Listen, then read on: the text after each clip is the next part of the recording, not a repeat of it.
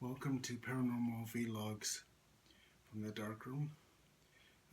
Today we're just going to talk a little bit about more about shadows, shadow breathing, and a little bit of the origins of the soul. First, that one, okay, that's done. The soul is in the esoteric realms of the occult. The soul is emanated from the like a lotus uh, stem that flows deep into the muddy waters, the soot of the deep waters. This is illustrated in the beginning of the Bible, and it's illustrated in the three veils of the Sephiroth, the Ein Sof, Ein Sofer, the three veils of the negations: nothingness, nothing, and endlessness. It's again seen in what is known as the plenum void, or it can be likened to the creation myths of the Egyptian peoples with the eight negations, the eight gods of the Ogdoad, and there's usually eight of them, but they can be condensed as four, as they are made into Aphrodite, or Aphrodite, being male and female, and so there's actually four rather than eight gods, creation gods. The soul is, born of these darkness energies at the great spark of the universe. They are known in Buddhism and in Hinduism in terms like sunyata. In the hidden veils of the occult, which is a Latin word for the hidden, there is the soul that is, or the Atman, an energy that is often seen perhaps as a shadow person.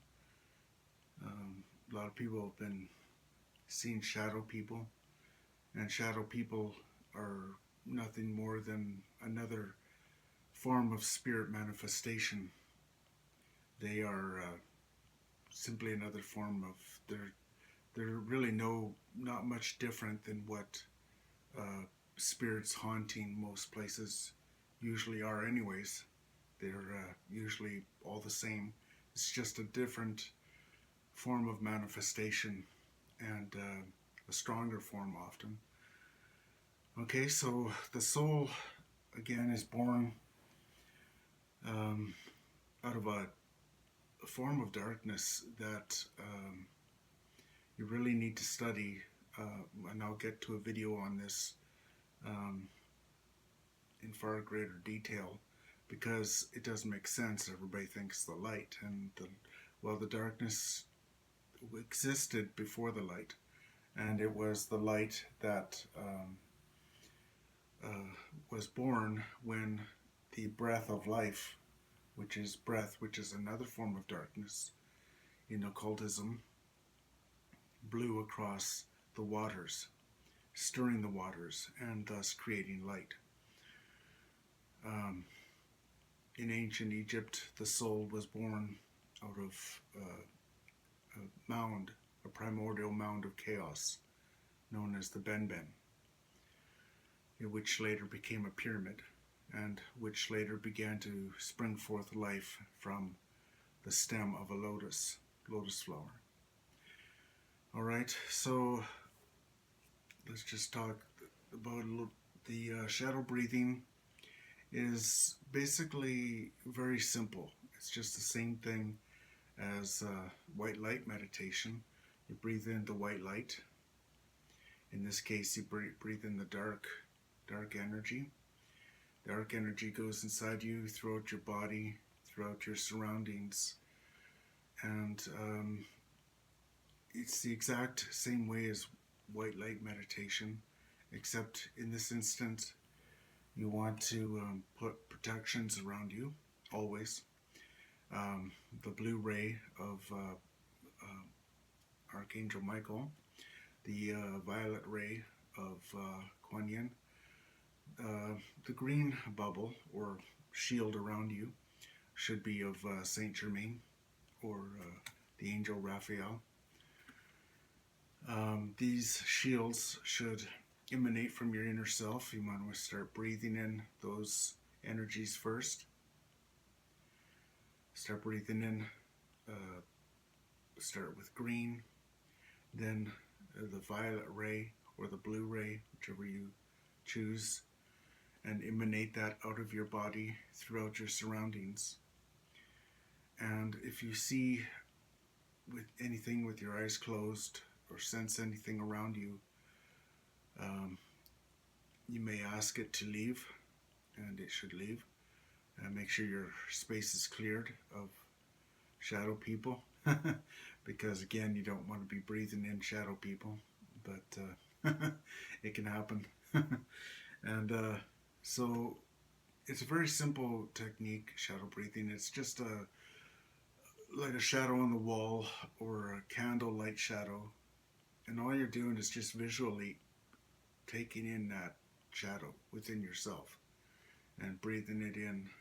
And after a while, it comes automatically with all of these techniques of protections. Say some prayers, say some, take some sage or sweetgrass.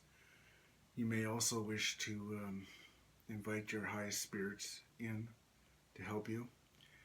So once you've done all these protections, again, it's just the same. It's just the opposite of white light meditation. That's an easy meditation to do. You feel your body. And there's many other forms of this sort of like shadow breathing, because it's like vampirism in a way, in that the universe is infinite in giving you energy. It's not like you're taking energy from a person. A person is rather somewhat limited in their energy capacities. And in this instance, you are asking the universe for this energy, and it will freely give it to you. It's like Reiki as well. Like you call in the Reiki energies to do healing. Reiki is universal life force energy, and that's what the shadow breathing technique is also. It's life force energy. If you've ever lived in many hot climates, you'll know that when the sun goes down, throughout the night it's still just as hot as it were through the day. And that's the energy of the sun still being released through the darkness as it rises. So the darkness, or what can be shown as darkness, does have a lot of powerful energies. Okay, so one technique with shadow breathing is you can take a tarot card or any kind of divination card of any type, and you can place it on your left arm here, or you may place it on your palm, and from there you simply close your eyes and visualize that card going through your arm up into your body, throughout your entire body, and out your right hand. Energy travels from the left out through the right. You may do this that way, which will bring you much closer to the mystical hidden veils of the tarot, which is the same essence of this shadow breathing. You may place it to your forehead and do the exact same thing with energy coming down breathing in, visualizing the energy through you, visualize the card and its energy going through you. You may also do the exact same thing with such as a rune stone. You may do that with a rune stone. Any rune stone, place here on the palm or the forehead. You can do it with a candle. Just look at any candle. If you're in a restaurant and you see candles in booths, you can just gently, lightly breathe in those shadows that the candles are making. This is, at first, it seems too simple, but as time goes on, it will help you with your dreams. It will help you remember your dreams. It will help you with lucid dreaming. It will help you with premonitions. It will help you to understand the occultism of, say, for example, high magic. It will help you in many understandings. It opens up a certain unconscious and conscious element to you. But again, before shadow breathing, which is just basically the same opposite as white light meditation, you always want your protections and make sure your space is cleared. Okay, so that's enough for now. I'll get deeper into the origins of the soul when I get into the stanzas of H.P. Blavatsky, of the book, the famous book, The Secret Doctrine. I'll be discussing and showing a lot of illustrations about the cosmogenesis of the order of Theosophy. And so with that, there'll be a lot of illustrations demonstrating, and it's never been done before. There's never been illustrations to show these codices or logos called the stanzas of Dasean. All right, so you have a great night or a great day, whichever you prefer. And I hope you enjoyed this video, and you can see my YouTube channel or my website. Okay, all right, thank you very much. Blessings and have a great night.